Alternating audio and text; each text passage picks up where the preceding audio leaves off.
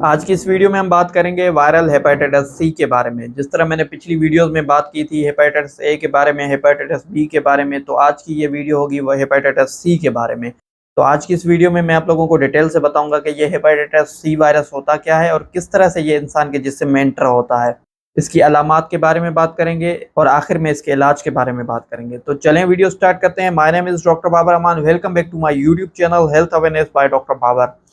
अगर आप लोगों ने अभी तक मेरा यूट्यूब चैनल सब्सक्राइब नहीं किया तो kindly subscribe my YouTube channel and click on the bell icon. अब ये हेपेटाइटिस सी इन्फेक्शन क्या है? जिस तरह मैंने पिछली वीडियोस में आप लोगों को बताया था कि hepatitis means inflammation of the liver, जिगर का अगर सोजिश हो जाए तो उसको हेपेटाइटिस कहा जाता है।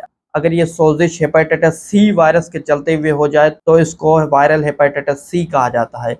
अब ये जो हेपेटाइटिस सी का वायरस है ये आरएनए वायरस होता है। ये इंसान के जिस्म में ब्लड के थ्रू एंटर होता है और ये जाके जिगर में बैठ जाता है और साल साल ये वहाँ पे अपनी मल्टीप्लिकेशन करता है, यानी कि खुद को बढ़ाता रहता है और ये वहाँ पे अपनी तादाद बढ़ाते बढ़ाते बहुत ज़्यादा बढ़ा लेता है। लाखों में, इवन के करोड़ों में भी ये आ जाते हैं। फिर ये वहाँ पे एक्टिव हो जाते हैं और फिर पूरे जिगर को ख़राब कर देते हैं। अब ये इंसान के जिस्म में किस तरह एंटर होता है? जिस तरह मैंने हेपेटाइटिस बी के बारे में बात की थी कि इसके 2 मोड्स हैं, 2 तरीके हैं इंसान के जिस्म में एंटर होने के। इसी तरह इसके भी 2 मोड्स हैं इंसान के जिस्म में एंटर होने के। एक तो होता है वर्टिकल ट्रांसमिशन, यानी कि मदर के थ्रू ये बेबी में ट्रांसमिट हो जाए, बच्चे में ट्रांसमिट हो जाए। दूसरा है हॉरिजॉन्टल ट्रांसमिशन, यानी कि अगर आपका सेक्सुअल पार्टनर जिसको हेपेटाइटिस सी हो उससे ट्रांसमिट हो सकता है। आपको अगर इन्फेक्टेड ब्लड लग जाए उससे ट्रांसमिट हो सकता है। आपको कोई इन्फेक्टेड निडल लग जाए उससे ट्रांसमिट हो सकता है। तो कोई भी ऐसी वजह है जो कोई इन्फेक्टेड ब्लड आपके ब्लड में लगेगा तो इससे ये वायरस आप में आ जाएगा। अब ये वायरस भी अक्यूट हेपेटाइटिस भी करवाता है और क्रोनिक भी।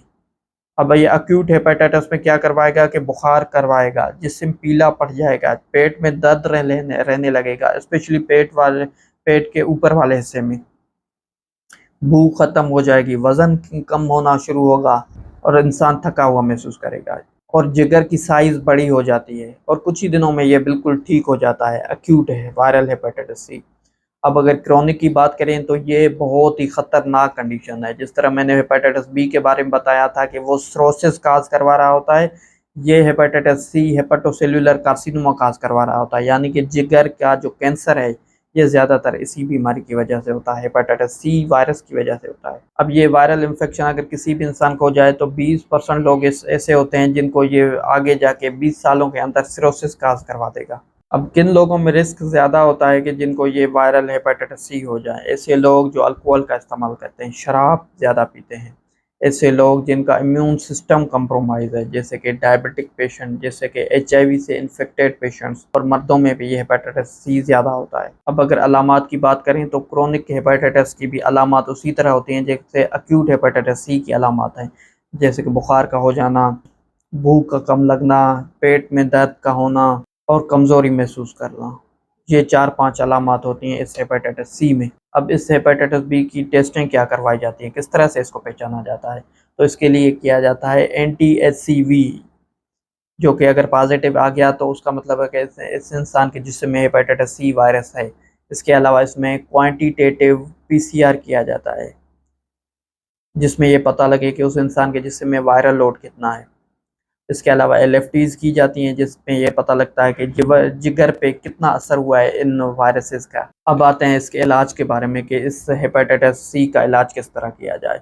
तो इलाज में जिस तरह मैंने पिछली वीडियो में बताया था कि पहले प्राइमरी प्रिवेंशन होता है, यानी कि अगर किसी इंसान को ये हेपेटाइटिस सी इन्फेक्शन नहीं हुआ तो किस तरह वो प्रिवेंशन करे, तो वो आप मेरी हेपेटाइटिस बी वाली वीडियो में जाके देख सकते हैं।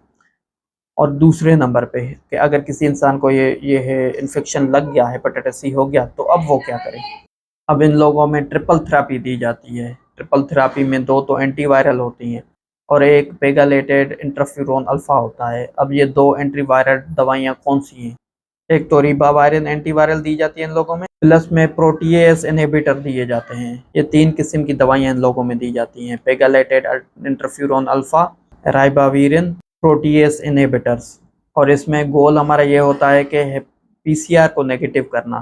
अब इसकी जो ट्रीटमेंट है वो 6 महीनों से 1 साल तक भी चल सकती है। तो आज की वीडियो के लिए इतना ही। मिलते हैं नेक्स्ट वीडियो में। Doctor Babar Aman signing off. Thank you so much.